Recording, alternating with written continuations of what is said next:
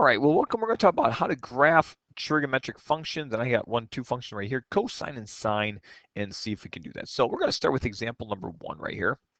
And we're going to graph this cosine function. Now, whenever you start by graphing cosine function, we always want to figure out what is the common function, okay? And we want to kind of start with that. So our common function is going to be y equals cosine of x. And you want to know things about the original cosine graph, specifically the values. Now, our values, because we're talking about one period, because we're going to graph one period here, is that we're going to start at 0, and when we plug in 0 to cosine, we know we get 1.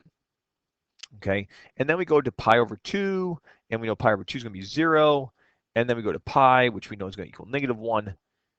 All right, and we go to 3 pi over 2, which is going to equal 0, and then finally back to 2 pi, which is going to equal 1 again.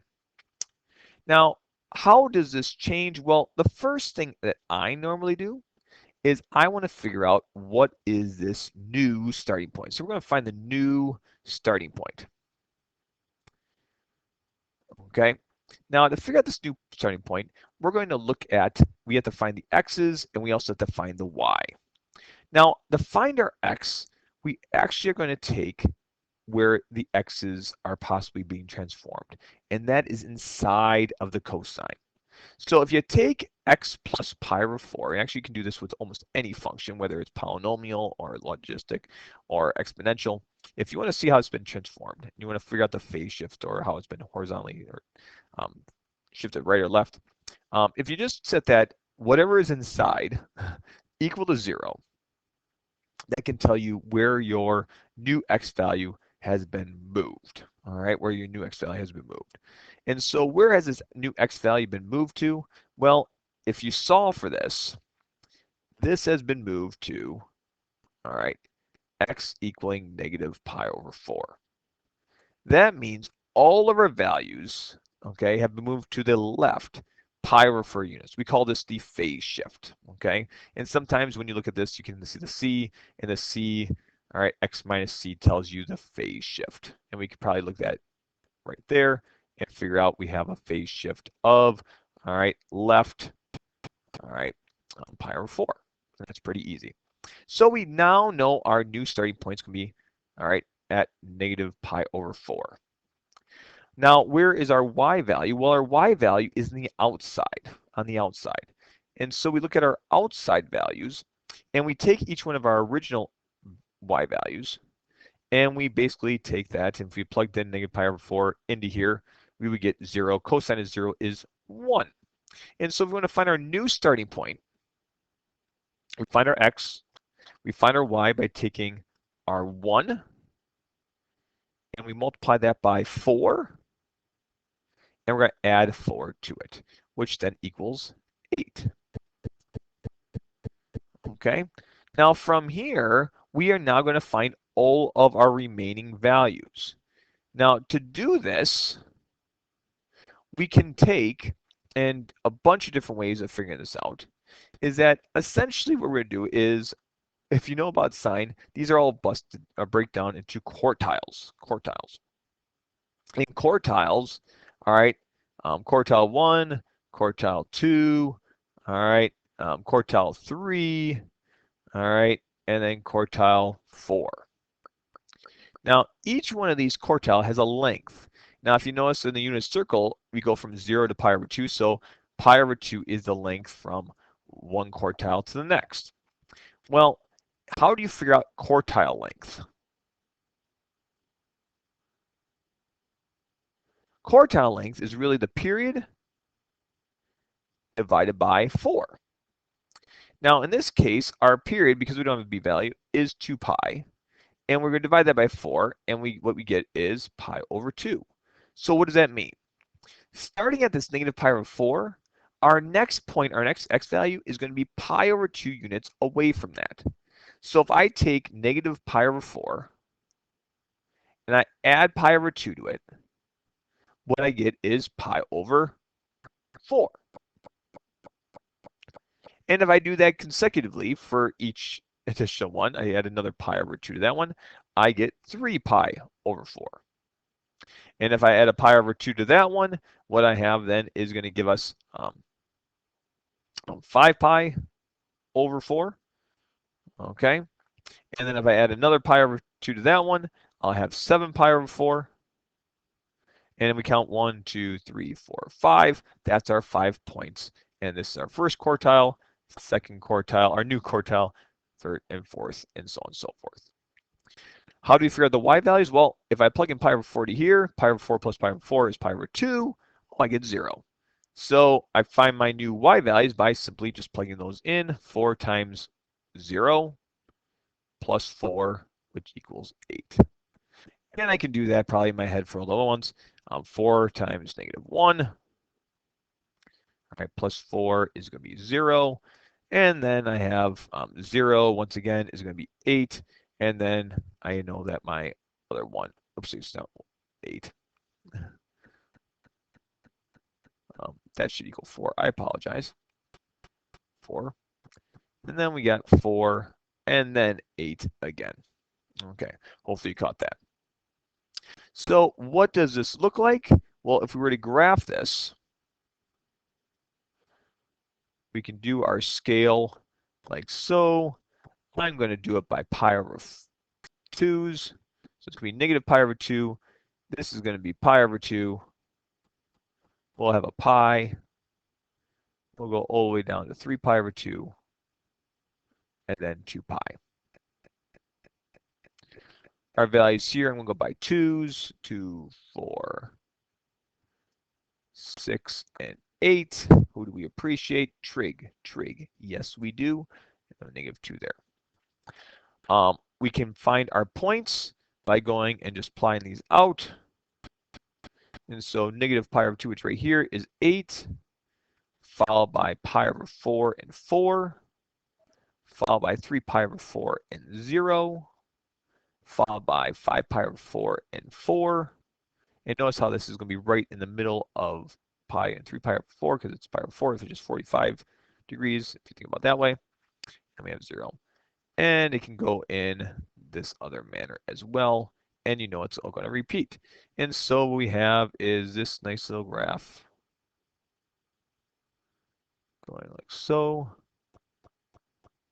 up, and then down, and in that manner. Okay.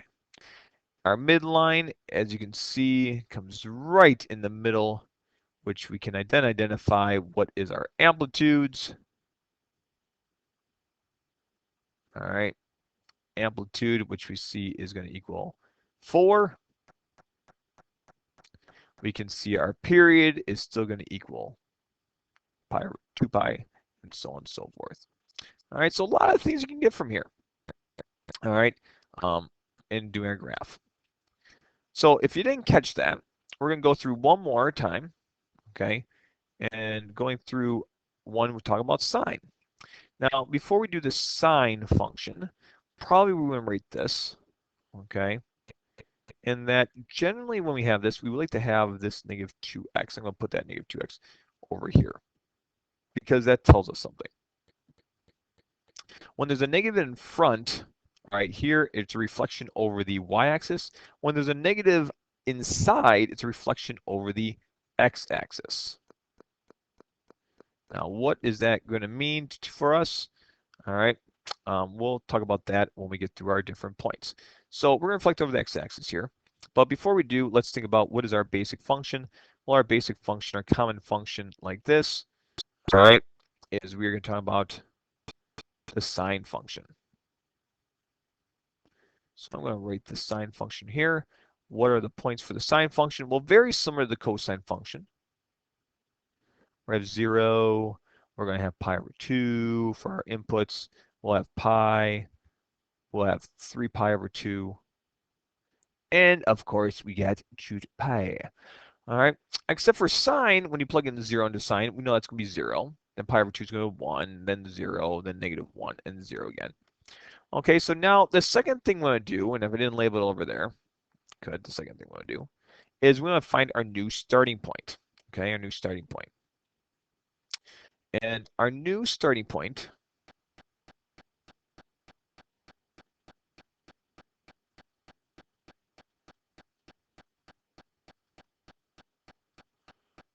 okay, is once again, we're going to take and find our new x values. I'm just going to put that right there. So where did this new x value go? Well, we're going to take our x by taking our inside like we did before, or maybe choose this one. So we have negative 2x plus pi, and then that's going to set that equal to 0 because that's where we originally started. What happens? Well, we get negative pi divided by negative 2. And so you can see here that our x value actually is going to be at pi over 2. Okay, pi over 2. Our new value when we plug that in there, okay, pi over 2 is going to give us 0. So how does our y value change? Well, it originally starts at 0. We're going to take that value. We're going to say, all right, well, 5 times 0 plus 10 is going to give us 10. So we have a new point of pi over 2 and 10. Now this is where it gets a little tricky. So the third thing we want to do, at least that's normally what I do, is I'm going to figure out our quartile length. Okay, we're going to figure out the quartile length. Because the quartile length is going to tell us how far each one is from each other. So we're going to figure out our period. Our period right here is going to be 2 pi divided by b. And this b value is going to be 2 pi in this case divided by 2. All right, not negative, just 2. And so we have pi. So pi is our new period. That's not our quartile length. So our quartile length, then, QL, is going to be pi divided by 4. So that means what's happened is that we have shrunken our value, okay, our period, because right here we don't have 2 here. We've moved it to the right pi over 2 units. And now each one consecutively is going to be pi over 4 units away from pi over 2. Now, this is the key thing. Let's come back to this reflection. Every other time, because this is positive, we added to this. Well, now we're going in the opposite direction. So because of that, instead of adding pi over 4, we're going to subtract pi over 4. So we're actually going to subtract our quartiles from here because we're going in the opposite direction, all right, to get our new values. Okay, opposite direction. And so right here, I'm going to take pi over 2 and minus pi over 4. Okay, and minus pi over 4. So pi over 2 minus pi over 4, our quartile, is going to give us pi over 4.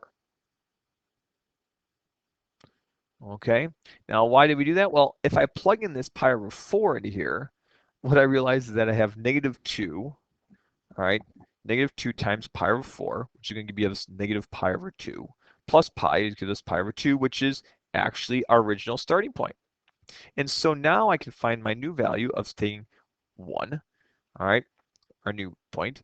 So we have 5 times 1 plus 10, which is going to equal 15. Sorry, this is getting really chicken scratchy. All right. So from here, we're going to keep on going. I'm going to subtract pi over 4 to that one, which is going to give us 0. Oh, so we're going the opposite direction. Looking at that, when I have 0 in there, I have pi. Sine of pi is 0. So if I take 5 times 0 plus 10, that's going to give me 10. All right. Continuing on right here, we're going to go and plug in opposite negative pi over 4 because we're going the opposite direction. So subtracting that. If I plug that in there, I'm going to get here. So it's going to be 5 times negative 1 plus 10, which is going to give us 5. And then finally, if I subtract pi over 4 again, I get negative pi over 2. All right. And if you're going from pi over 2 to negative pi over 2, we know our period is pi, so we can just check that value. Once again, I plug that into here, and I'll get 2 pi's. Okay, because pi plus pi gives us 2 pi's. So I get 0. And when I do that, 5 times 0 plus 10 is equal to 10. All right, so what is this going to look like? Let's just graph this real quick like a fox. All right, and so I'll get that. And you go, whoop. All right. we're going to start over here. I'm going to start at pi over 2's. So we got pi over 2 here. And we're going in the opposite direction here. So we'll go with negative pi over 2 like that. All right. We'll go by 5. So I'll go 5 and then 10 and then 15. So we have that scale. And so we're going to go pi over 2 and 10. Then it's going to go pi over 4, which is right in the middle, and 15. All right. We're going to go 0 and 10 again. All right. 10. And then we're going to go negative pi over 4 and 5. And I'll put this in just a different color right there. There. You probably can't see that very well, but right there. And then negative pi over 2 and 10.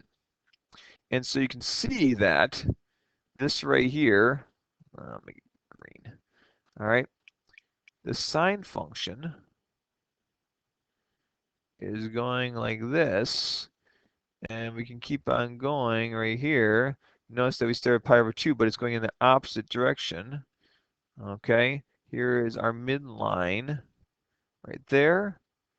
Okay, and we started here, and then it's going to go up, but it's going in the opposite direction than we had before, and it can keep on going down, upward and down as we go. All right. And so once again, why is it going this way? All right, why are we writing it that way? Because of that reflection right there.